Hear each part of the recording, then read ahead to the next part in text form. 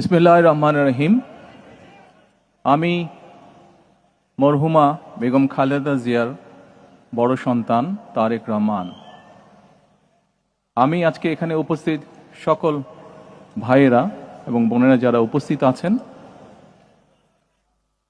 মরহুমা বেগম খালেদা জিয়া জীবিত থাকাকালীন অবস্থায় যদি আপনাদের কারো কাছ থেকে কোনো ঋণ নিয়ে থাকেন, দয়া করে আমার সাথে যোগাযোগ করবেন, আমি সেটি পরিশোধের ব্যবস্থা করব ইনশাআল্লাহ।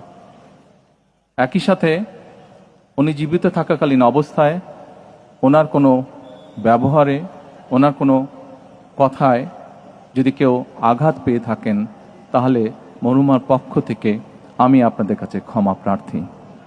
দোয়া করবেন আল্লাহ তাআলা যাতে ওনাকে বেহেশত দান করেন। আসসালামু আলাইকুম।